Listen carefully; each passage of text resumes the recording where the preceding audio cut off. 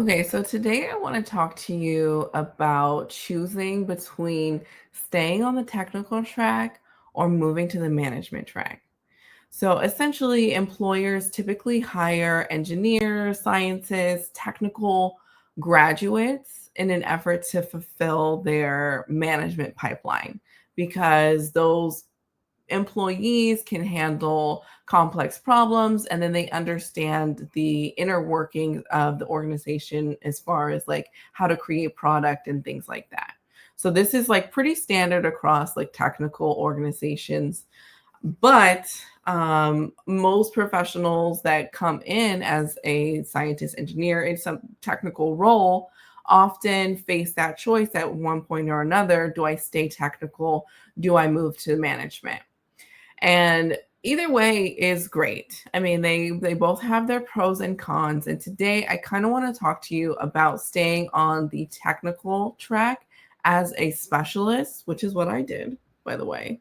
Not biased. I think both of them are really amazing. It depends on what it is that you want, your personality type, and how fiercely you are ready to compete and different things like that. So one track is not one size fits all.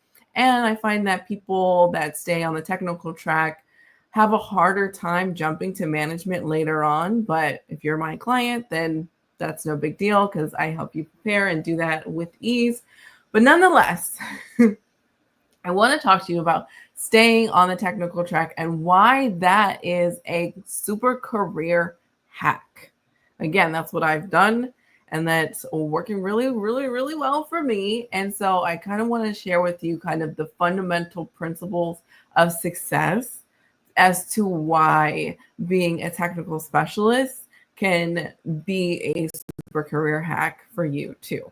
Okay? Because I think a lot of times people don't they see the glamour of the management track, like I'm in charge, I have authority, I get to be strategic leader and all these other things, and it is appealing, but I think it's like a little underrated how the technical track can be appealing because it kind of just feels like you're the same thing forever. But not quite. Anywho, so today I have notes actually because I was reading a book, Business Secrets from the Bible. And by the way, even though we talk about careers and employment, you're still a business. You're a one-person business with one client who is your employer. So it's still important to be abreast of principles of business because all principles, whether they're principle laws of physics or principles of success or whatever, if they lend to success in one arena, they will maintain their law, their principle, their fortitude in other areas, right? So even though we're talking about careers, if you take principles that cause business owners to be successful and you apply them to your career, you will also see success, which is why I'm going to start the first point of today in the Bible. Okay, because whether you're a Christian or not, I'm not like out here trying to convert people, but again, principles of success that are proven, they work in all arenas, right? It's not those are one size fits all essentially because they're based on how our society and how our world and how human nature and things like that operate.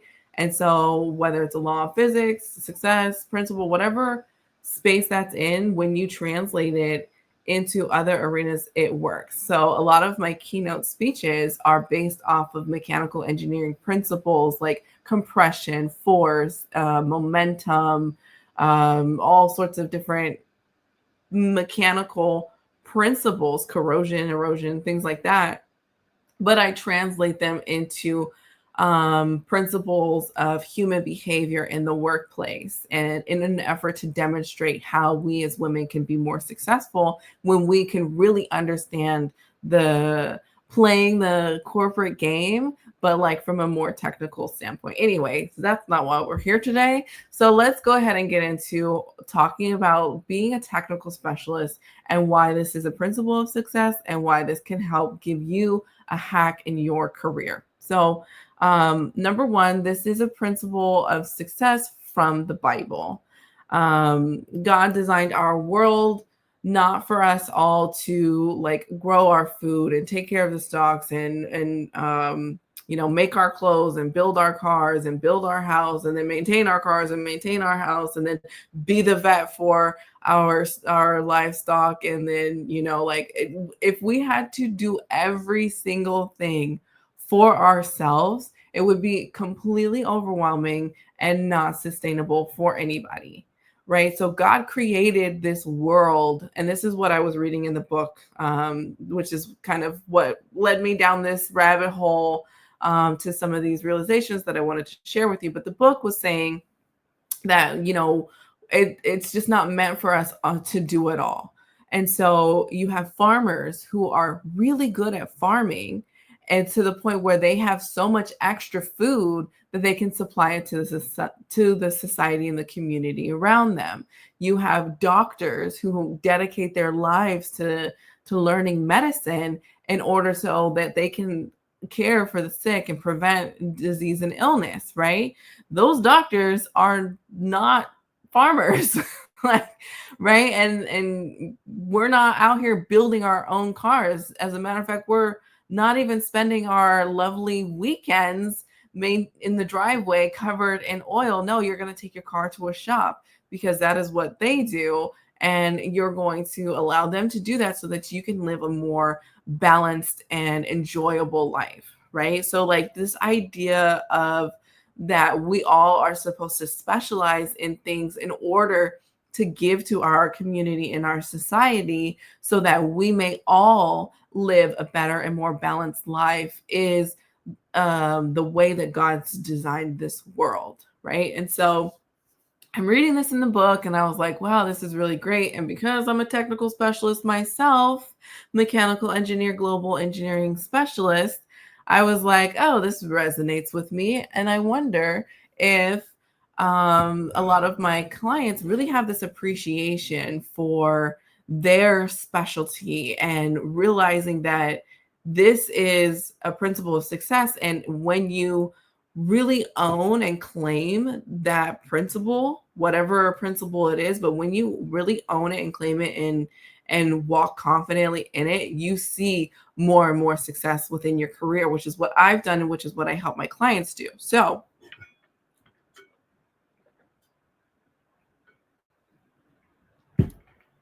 a couple Bible verses that talk about specializing in your craft. The first one is my absolute favorite Bible verse, hands down, in the whole Bible. It's Proverbs 22:29.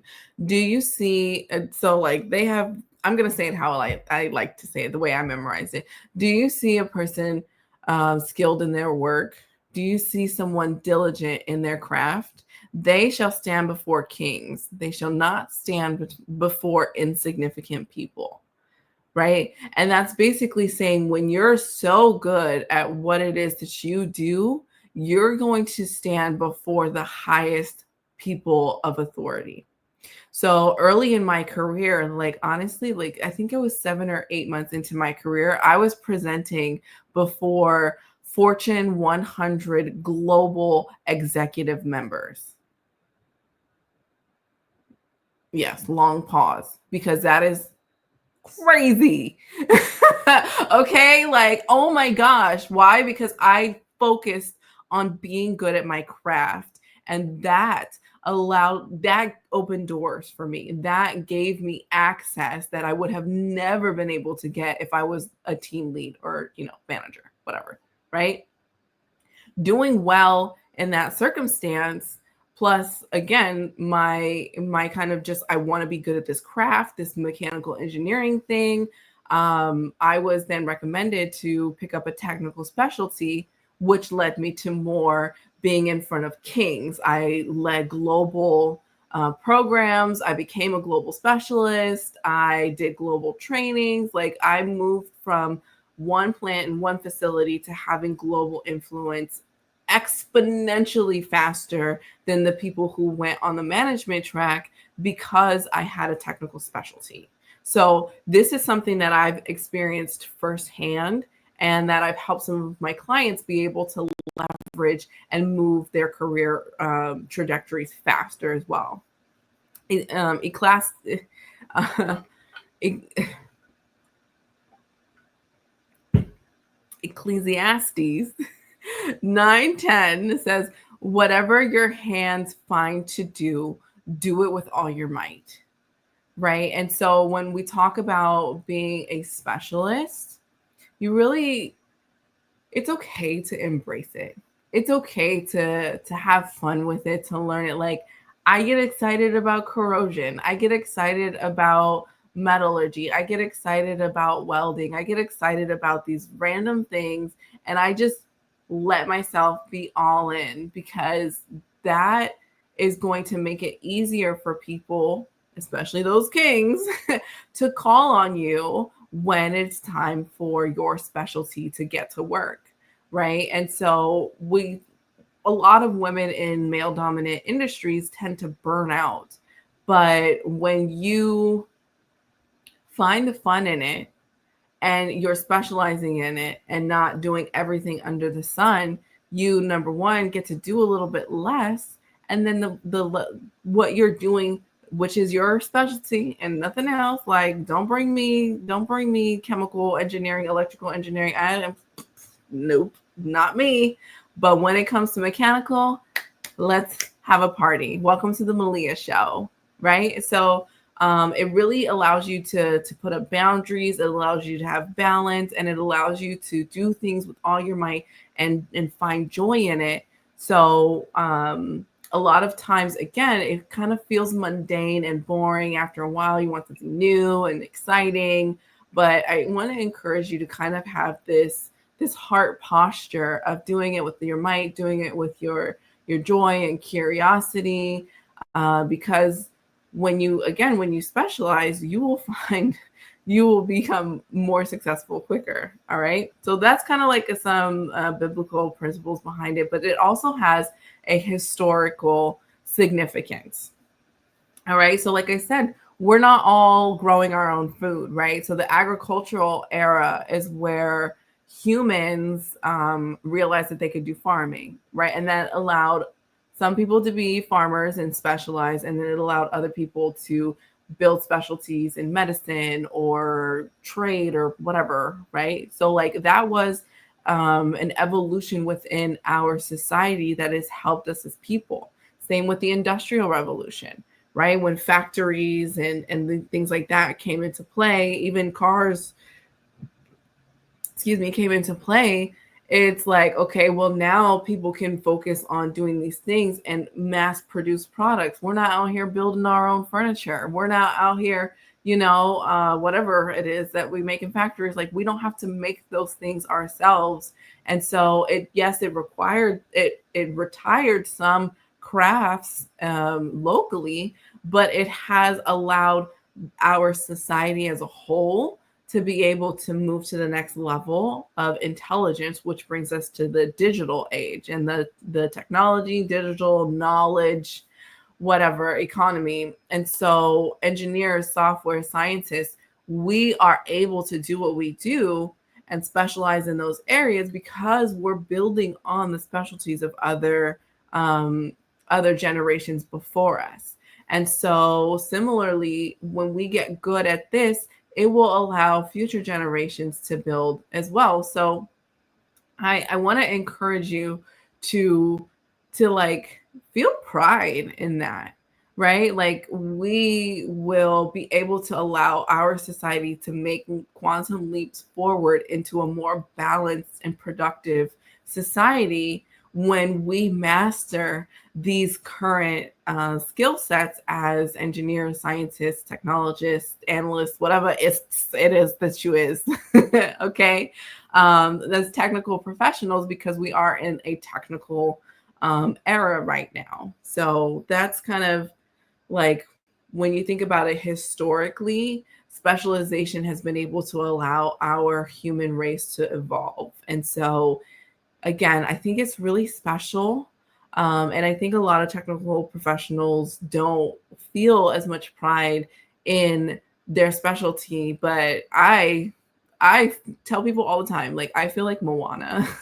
Like, I am out here, like, going on voyages. I'm a global engineering specialist. So, like, I go on voyages and I'm fighting lava and I'm doing all these things to save our world and allow us to our societies to thrive. So I want you to kind of have that heart posture as well. And I find that even though we go and clock in on the 9 to 5 and you exchange your time and you get your check, which it should be a nice fat check. If it's not, make sure you join our masterclass so I can teach you how to make it one. But that's especially for women, that's not enough. We have to really feel like we are doing work that's valuable, that's meaningful, that is going to help our children, it's going to help our society and our communities. Like, I tend to see that happening more with my clients, is that they care about equity, they care about their aging parents, they care about their communities. And so when you can appreciate how, even though your whatever particular specialty or industry may not have a direct translation to helping your community, the way that being a teacher would, for example, you can still find joy in the fact that you are supporting the evolution of our race as humans. So there you go. There's purpose in what you do for your 9 to 5. All right. And then let's talk about why specialization accelerates your career growth. Now, this is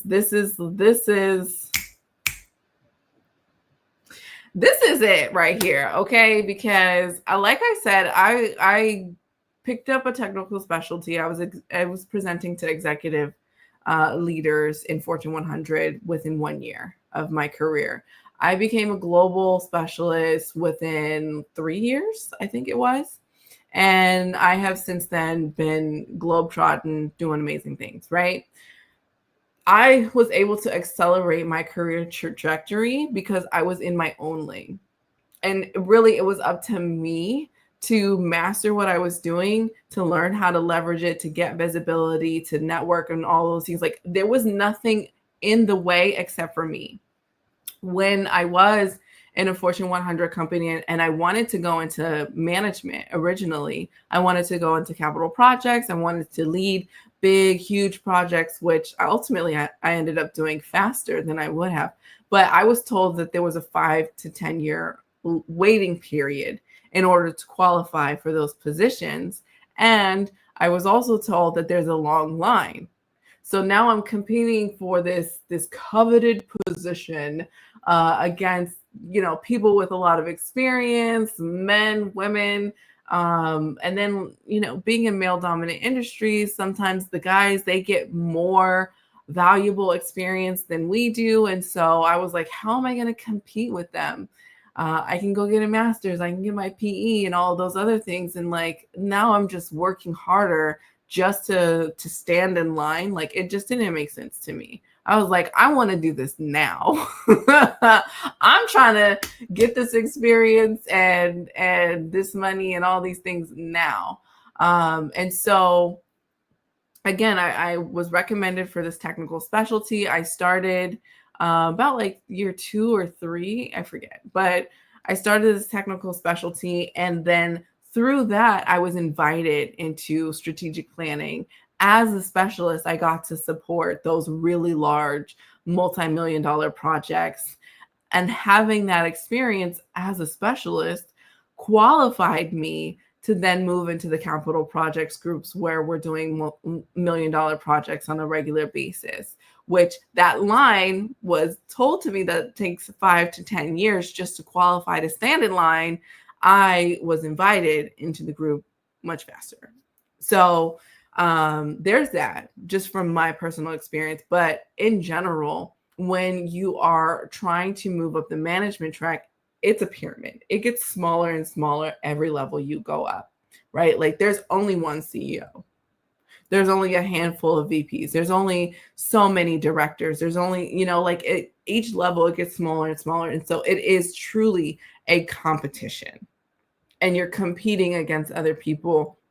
Your experience and the opportunities that you've been able to gain over time is going to be held up against other people as well. And so like that to me personally is a harder road if you really want to go high. But it does go higher than your individual contributor technical specialist. So your individual contributor technical specialist is just straight up. There's no like competition. I mean, maybe like a little bit at the top, but not really, because if you're great at what you do, you're great at what you do, and you're going to be in demand because there's problems to be solved that nobody else will know how to solve, right? And then again, if you do it with purpose, with passion, with enthusiasm, they're going to want to work with you over some stuffy people. We'll just keep it at that, right? And so you literally can make your own lane, and as fast as you go is completely up to you, because there's no competition there. There's nothing holding you back. And so that's why, as far as career growth, I encourage my clients to go up the technical track as high as they can go in a short amount of time. And then if they want to jump over to management, they can, because they've already gone up in levels. And that's like a whole different discussion. If that's something you're interested in, I suggest that you come to our masterclass and make sure you ask those questions there, because I'll be able to explain it more. But anyways, typically when you go up the individual contributor technical specialist track, you can go as high as like principal or senior staff or chief or whatever, even director level. So like ultimately like a director level. And so above director, you have like your VPs and then your executives. So there are a couple more levels on the management side. And it is harder to jump the further you go up these tracks, because again, this is a pyramid, it's a competition. And so in order for you to break through it, it does get a little bit more difficult to make the jump. But most people in general are probably not going to make it past director, right? Like just in general. So like if you are, especially if you're new to your career, if you get yourself to like principal, chief, or whatever, the highest level that you can in the individual contributor track as a specialist, sit there for a while, do excellent, maintain skill sets that will lend to the management track, you'll be able to make the jump easy. And then you can keep going up if you want. Or if you're feeling like you're stuck in your career, I would recommend that you go up the individual contributor track, because like I said, there's nobody in your way. It's really just about you getting access to things, you demonstrating your specialty, your value add, things like that. And that's what I teach my clients to do, because that's what I do. That's what I did. And that's how I was able to become a global specialist so quickly, and move to the top of the track. And so I've held director positions, I've held global specialist positions, subject matter expert, all of those things. And it's a lot less competition. It's a lot easier. You can set boundaries. You feel great because you know what it is that you do, and you do it well, and you could do it in your sleep, and you could do it with pizzazz and all of those other things. And so it's a really niche, but it's really nice because you're not fighting tooth and nail for the next level up. So that is something that, again, I was reading this book, and it was talking about specialization. And I don't think enough people really have a true appreciation for the technical career tracks. I think they kind of seem a little stuffy and outdated, especially in today's age. Like people job hop and they're moving here and they're doing all these things. And I think it's almost a little underrated at this point, but I'm will tell you right now, between myself, my clients, it's worth it to stay. It pays well, and it pays well quickly if you do it right. So again, my name is Malia. I help women in STEM, in technical, male dominant industries, move up the career ladder quickly.